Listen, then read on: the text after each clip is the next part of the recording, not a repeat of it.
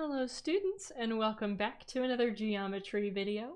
You know what to do. Pause the video, try this problem in your notes, and then unpause it to do it with me. Okay, we want to find the value of the variable and write our answer in simplest form. That means we're going to simplify any radicals we come across.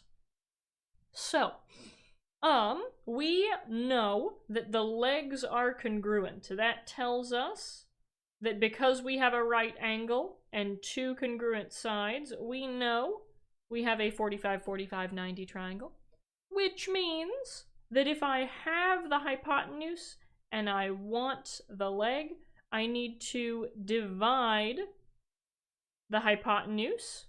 We're going to take the hypotenuse divided by the square root of 2. That will give us the leg. So I divide by the square root of 2. They cancel, and we get that the leg equals 2, or x equals 2. Ta-da! Wonderful. That was a nice little review of our 45, 45, 90 triangles from last video. Now, let's move on to another special right triangle. So in the last video, we talked about 45, 45, 90 triangles.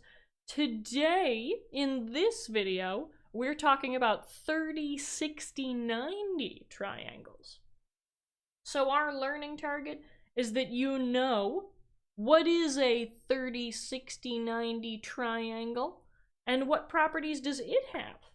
The 45, 45, 90, we knew that the hypotenuse was just take the leg and times the square root of 2. What about 30, 60, 90 triangles? And our success criteria is that you can use these properties to find side lengths.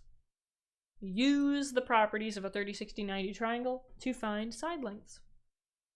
Of course, we're going to review our vocab like we've been doing. Remember, the hypotenuse is the side opposite the right angle, and the other two sides are called legs. Now, we're going to do something similar to what we did in the last video. In the last video, I showed you where does the 45, 45, 90 triangle come from. We took a square and we cut it in half. So that's where we got our 90-degree angles, that's where we got our 45-degree angles, and that's where we got our congruent sides, or our congruent legs, stuff like that. Now, a 30, 60, 90 triangle starts with an equilateral triangle. Equilateral triangles are where all the sides are the same. So that's what these red tick marks mean, is that all the sides are the same. I picked the number 6. Let's make the side lengths 6. And remember, if I have an equilateral triangle, I know that it is also equiangular. So we can draw these red angle congruent marks on the sides. Now, what if we drop an altitude? Remember what an altitude is? We take one vertex and we drop a line that is perpendicular to the other side. So, and it's perfectly straight down. So, something like that. And there's a right angle at the bottom.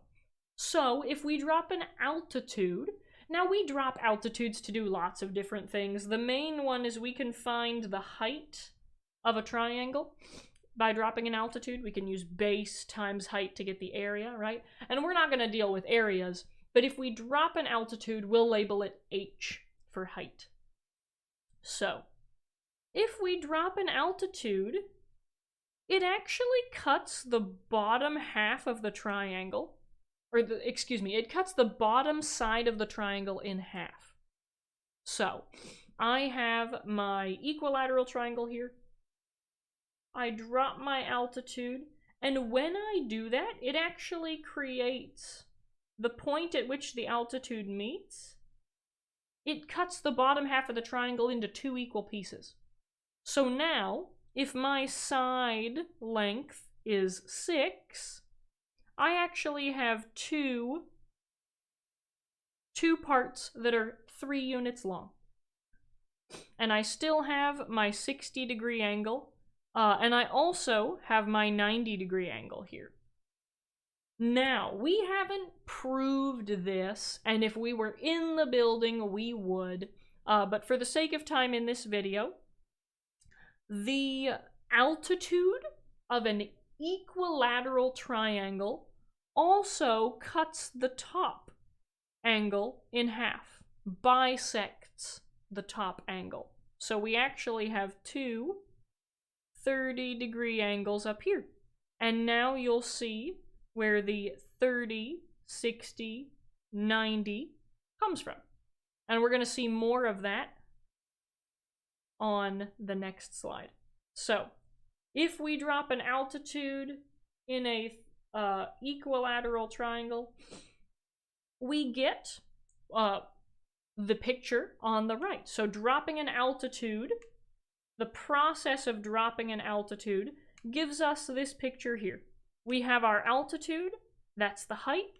We have two 30-degree angles up here at the top. We have our 60-degree angles that we started with. We have our 90-degree angle created by dropping the altitude. And we have two new side lengths from the altitude cutting this side in half. So that's the special thing about an equilateral triangle, is that the angle bisector, the perpendicular bisector, and the altitude are all the same. And the median are all the same. So you'll remember from chapter 6 that the orthocenter, the incenter, the circumcenter, and the centroid are all in the same place for an equilateral triangle. So, now, we get two 30, 60, 90 triangles, because I have 60 degrees, 30 degrees, 90 degrees, 30 degrees, 60 degrees, 90 degrees. So, this is where the 30, 60, 90 triangle comes from. Equilateral triangle, drop an altitude.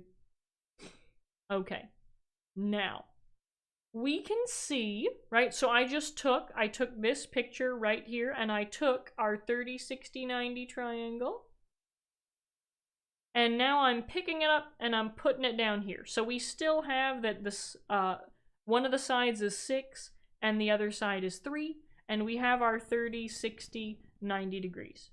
So now we're going to zoom in on one of these triangles so that we can figure out the properties that they have.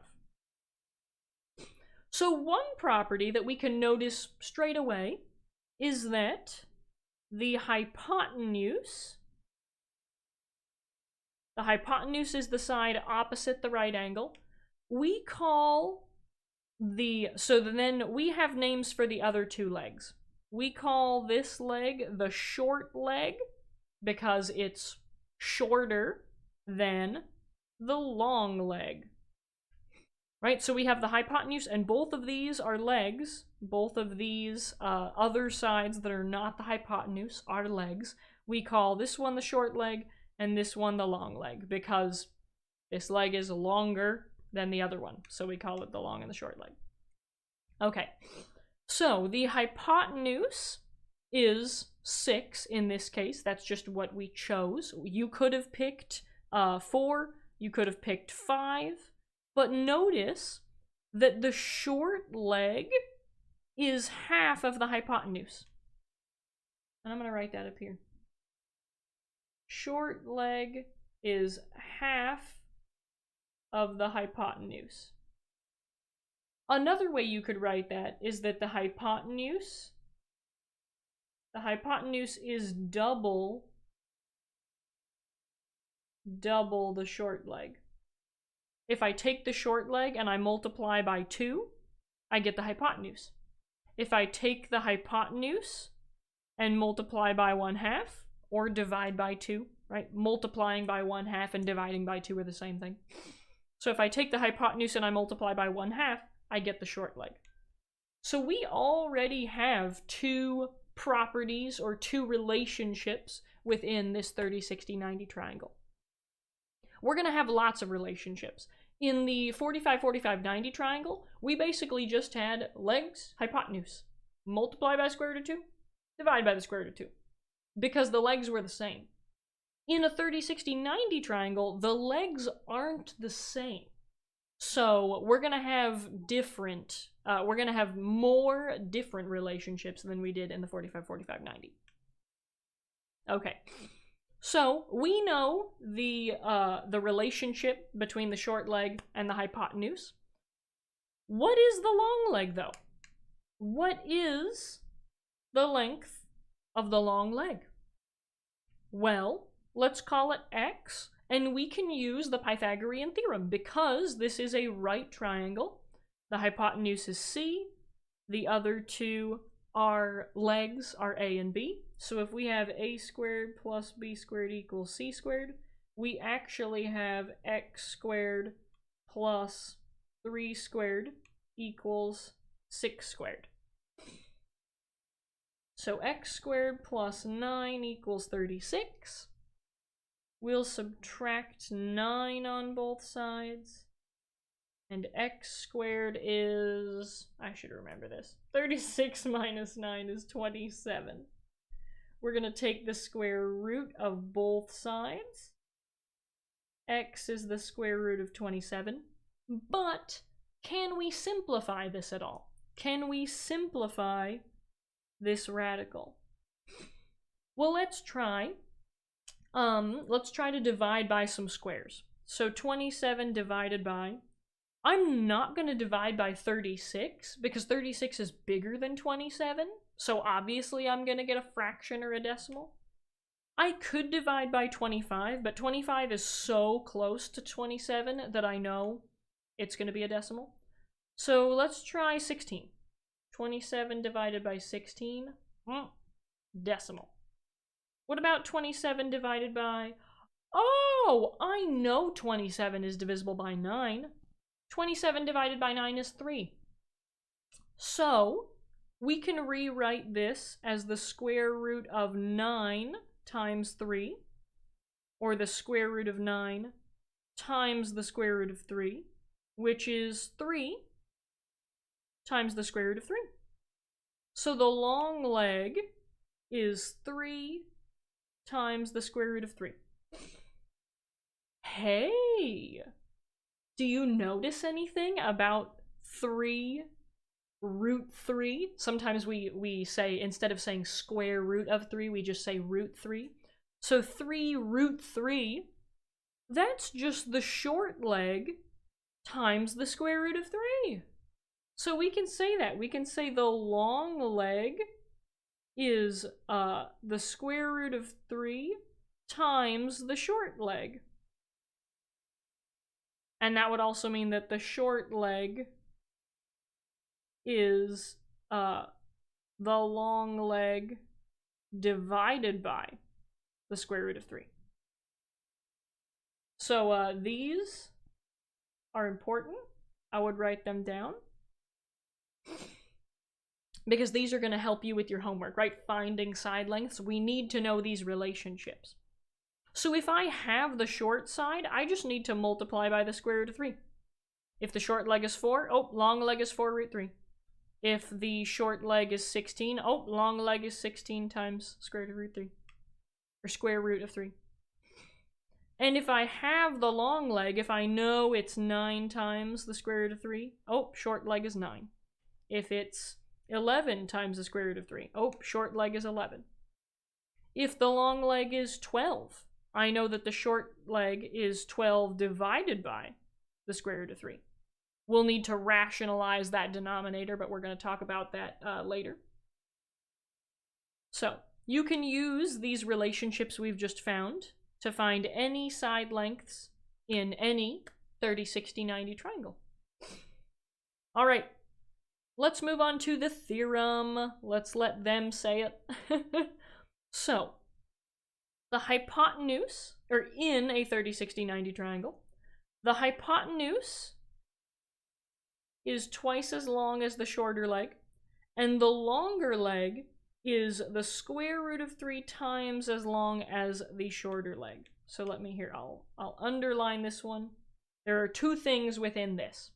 The hypotenuse is equal to 2 times the shorter leg, and the longer leg is equal to the shorter leg times the square root of 3. So you'll notice that they wrote these relationships in terms of we have the short leg. So if you can, sometimes they don't always start you off with the shorter leg. Sometimes they give you the hypotenuse first. But then instead of trying to go from the hypotenuse to the long leg, we can say, oh, 18 divided by 2 is 9. 9 times the square root of 3 is 9 root 3. So if you can find the short leg, it makes it easier to find one of the other two. And if they give you the short leg, well then boom, here's how to find the hypotenuse on the longer leg. Okay, now let's do an example. We'll bring it all together in an example. Find the values of x and y. Write your answer in simplest form. So, we have 9, and this is the long leg. I can tell because it's opposite the 60-degree angle. The side opposite the 30-degree angle is the short leg. And of course, the side opposite the right angle is the hypotenuse. So, the long leg is equal to 9. How do I get the short leg from the long leg? Well, remember, if I have the short leg, I multiply by the square root of 3. But if I have the long leg, I need to divide by the square root of 3. So the short leg is equal to 9 divided by the square root of 3. Now, don't ask me why, because I don't really use this other than, we want to all have the same answer in trigonometry. You don't really use rationalizing the denominator until you get to ring theory in abstract algebra in college. If you get there, if you want to pursue a math degree, is the only reason you would take abstract algebra is if you're getting a math degree. But nonetheless, big ideas and IXL and standards and people want you to know how to rationalize the denominator. So I'm going to show you. What is rationalizing the denominator? Remember, there's a whole video about this in the description, so if you want to watch more in depth about rationalizing the denominator, go check it out. Simplifying radicals, rationalizing denominators, that is in the description. But I'm also going to give you a little overview in this video. We don't want to have a square root in the denominator. So what we do is we multiply the top and the bottom by the square root of 3. Because what is the square root of 3 times the square root of 3? Well, that's the square root of 3 times 3, which is the square root of 9, which is 3. Oh, so anytime you multiply two square roots of the same thing, they cancel each other out. You can also think of this as 3 to the 1/2 times 3 to the 1/2. Again, this is chapter 6 from algebra. When I have two bases that are the same, I can add the exponents. 1/2 plus 1/2 is 1. So it's just 3 to the 1, which is 3. So, all of that to say that when I take 9 times the square root of 3 and the square root of 3 times the square root of 3, I multiply straight across, I get 9 times the square root of 3 over 3, because the square root of 3 times 3 is 3. And then I can simplify this even further. 9 divided by 3 is 3. So this is actually 3 times the square root of 3. No denominator. So that's what x is. We had to rationalize our denominator, and we got 3 times the square root of 3. Now that's my short leg. If I have the short leg, I can get to the hypotenuse easily by multiplying by 2. So y is just 3 times 2, which is 6 times the square root of 3. Ta-da! There's x and there's y. Write our answers in simplest form. We did that. If we left this as 9 over the square root of 3 and 18 over the square root of 3, that's not in simplest form, and big ideas will say you're wrong. If you type that in on a test, I would probably give you half the points for it. At least half the points for it, because you got the right answer, it was just in the wrong form. All right, let's check our answer and see if we were correct. 9 divided by the square root of 3, and they simplified it. Awesome. And 3 times the square root of 3 times 2, which is 6 times the square root of 3. Aha! We did the same thing. Wonderful! All right.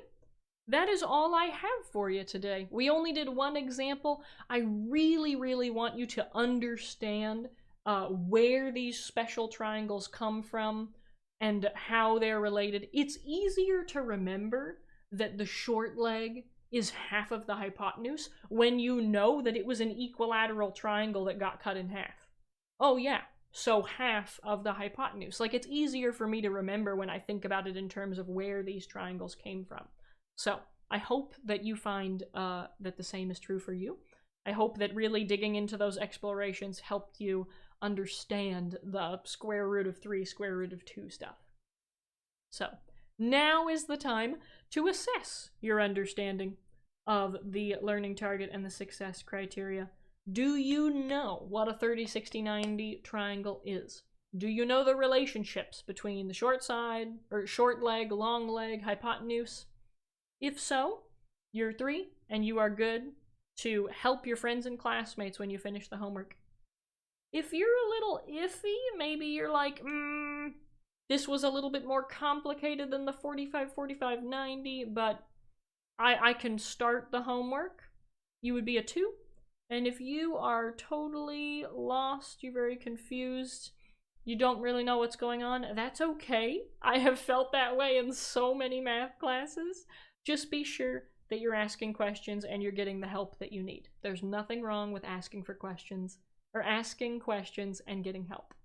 Nothing wrong with that. Here are some practice problems you can do to practice the skills that you have learned in this video. Try them, and then these will help you assess your understanding. If you can do all of these no problem, you're a 3. If you can do some of them, but you get stuck on others, you're probably a 2. And if you're like, I don't even know where to start, then you're probably a 1. Okay. Let's do our launch to end the video. Today's launch comes from Marvin Phillips, and he says, the difference between try and triumph is a little oomph. So, I mean, you can see that the difference between try and triumph is the oomph. But also what he means is the difference between I tried and I triumphed, right? If we tried, but we didn't get there, right? We tried, but we didn't succeed. If we triumphed, we did it, and we did it so well. We crushed the competition. We triumphed over everyone else and over what we were trying to accomplish. The only difference between try and triumph, the only difference between trying and not succeeding and succeeding so well, the only difference between those two things is a little oomph. Now, what does that mean? What is oomph? Well, when I think of oomph, I think of giving it all you got. You went all out on that workout. You left everything on that basketball court. You studied so hard for that math test, right? Oomph is how hard you're trying, or, giving it all you got. Never giving up when it gets hard, and pouring your heart and soul into the soccer field or the English essay. So the only difference between trying but not getting there, and succeeding is how hard you work at it. And I know some people have to work harder at things than others.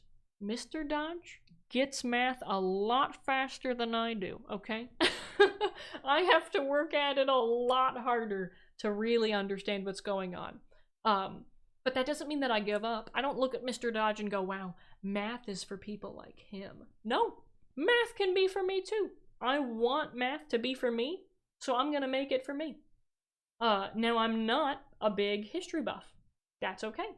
I don't want to choose to be, crazy super good at history. But we can do anything that we put our mind to.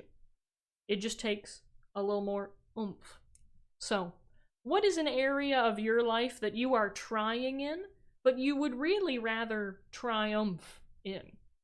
And maybe where are some places that you need to give a little more oomph to change from that try to a triumph? So, that is my launch for you today. Take it with you as you go throughout your day. Have a wonderful rest of your day, and thanks for being here. Thanks for watching. Bye.